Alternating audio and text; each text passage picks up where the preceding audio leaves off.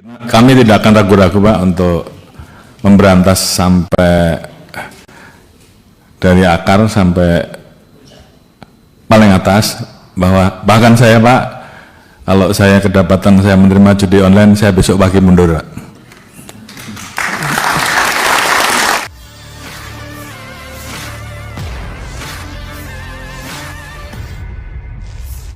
Kapolri Jenderal Listio Sigit Prabowo menyatakan akan langsung mundur dari jabatannya jika terbukti terlibat dalam judi online atau judol. Hal itu ia sampaikan saat menggelar rapat kerja dengan Komisi 3 DPR RI, tepatnya di Kompleks Parlemen Senayan, Jakarta pada Senin 11 November 2024. Pengakuan tegas itu pun langsung mendapatkan respon tepuk tangan riuh dari peserta forum. Lebih lanjut, Listio mengatakan pihaknya sudah menuntaskan beberapa jaringan yang terlibat dalam judi online. Juga tadi ada beberapa tambahan yang nanti akan saya jawab. Pertama, terkait dengan masalah pemberantasan judi online, Bapak. Jadi mohon izin, sesuai dengan apa yang menjadi arahan Bapak Presiden, tentunya saat ini kami berusaha agar masalah judi online ini betul-betul bisa kita berantas.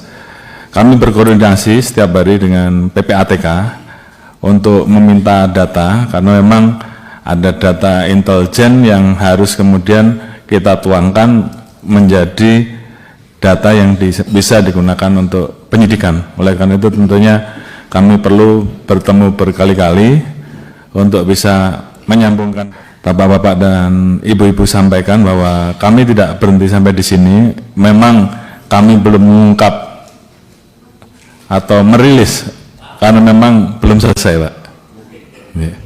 Jadi tentunya kalau kami sudah bisa menuntaskan terkait dengan jaringan yang terlibat di dalam judi online, tadi saya sudah sampaikan bahwa kami tidak akan ragu-ragu Pak untuk memberantas sampai dari akar sampai paling atas, bahkan saya Pak, kalau saya kedapatan saya menerima judi online, saya besok pagi mundur Pak.